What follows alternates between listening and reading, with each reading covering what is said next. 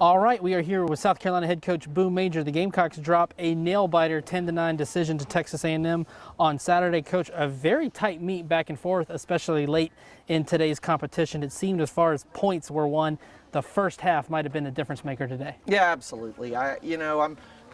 We're all disappointed. I think we really preached to our girls about the mistake-free part, and then sometimes things happen that really you don't consider to be your student athlete's fault per se. I mean, it's always somebody's fault, but some things happened today that put us on the losing end that I'd really hoped would be able to be turned around, and they weren't. So it is what it is, and yeah, it was a nail biter.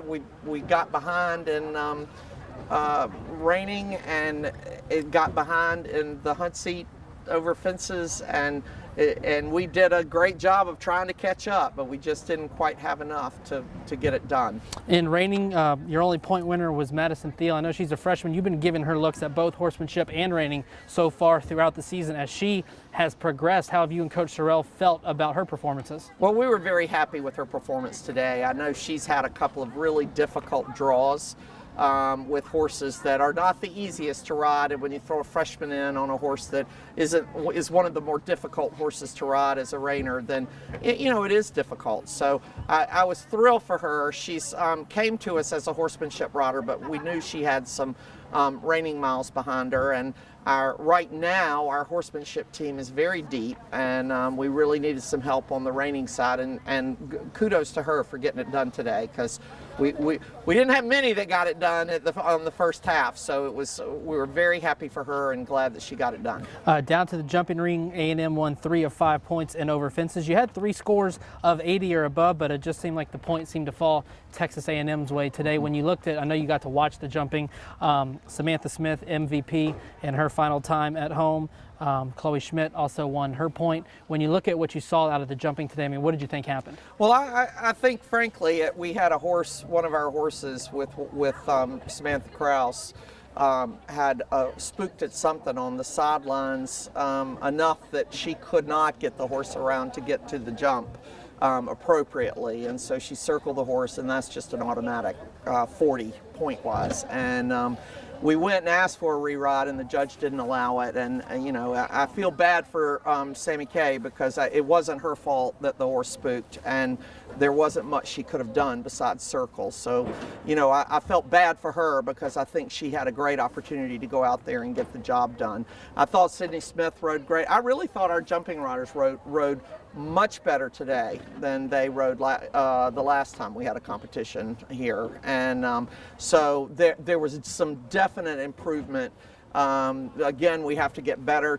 Kudos to Texas A&M. They kept throwing it at us as well. So, they did a great job. They stayed very solid all day. So, the person that stays solid all day is the one that's going to come out on top. Entering horsemanship, you were trailing 7-3.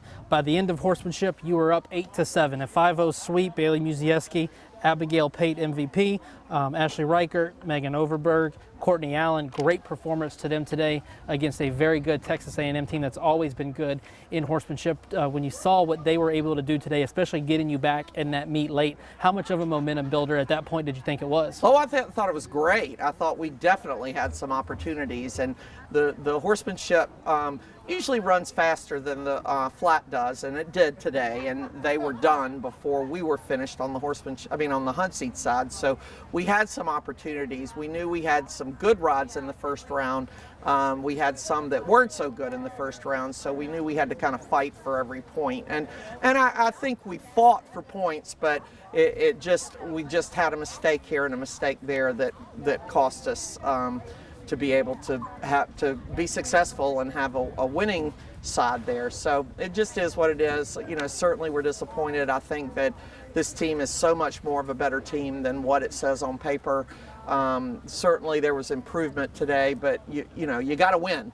So we're just going to keep pushing and keep working, and my hopes are that the girls just don't get so knocked down that they feel like they can't get above it, because they're right there, and except for a couple of bad breaks today, we would have been right there. So On the road next week, number 1 Auburn, a short week of practice as you get ready to face the number 1 team in the country. Traditionally, over the last few years, it's a place on the road your team has performed well, but at the same time, it's a place where you perform well with kids that are no longer on your lineup. So that will be a first experience for some kids, but a lot of your veterans have obviously been there and competed before. What will you try to work on and practice as you get ready to hit the road next week? Well, it sounds like a broken record, but we're still going with mistakes. We're going with being able to deal with mistakes as successfully as you can, to make the best of what you've got going. And if it's not working for you, then you're going to have to try something else. So, I think we've got our work cut out for us against Auburn next weekend.